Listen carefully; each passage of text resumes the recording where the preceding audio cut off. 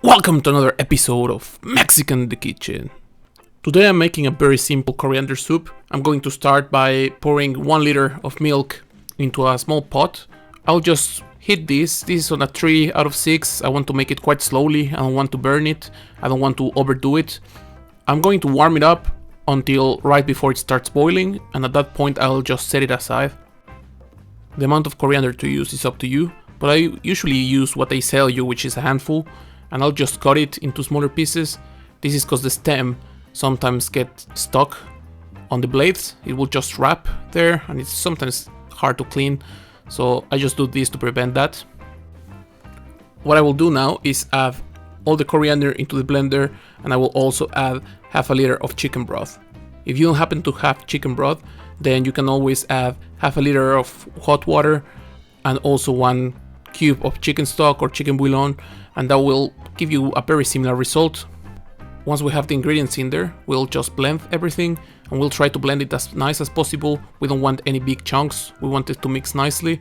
Even though we will strain it later, we want to make this a very smooth mix.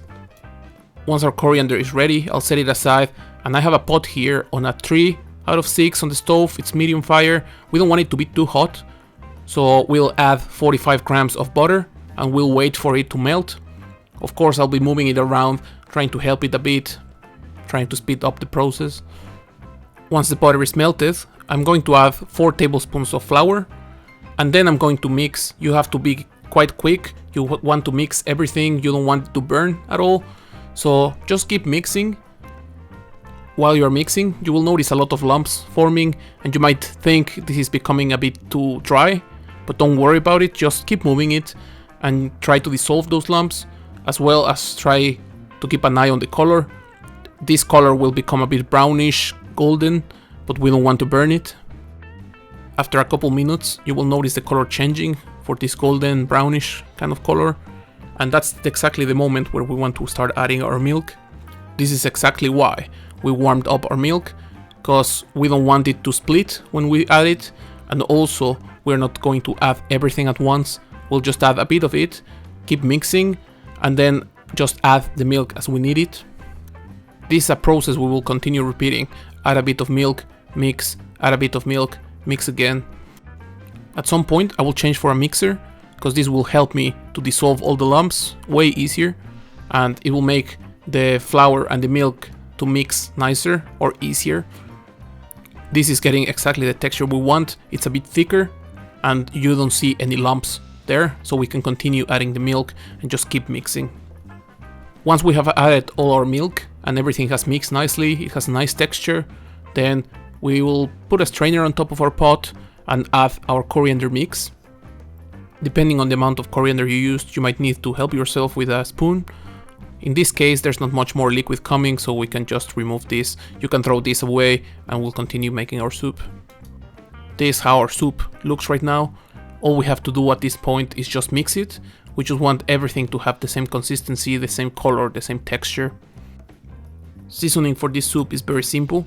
I will just add some black pepper and some salt. After seasoning, I will just mix everything, and then we can proceed to add our cream. This step is optional, but it gives a really nice texture to the soup.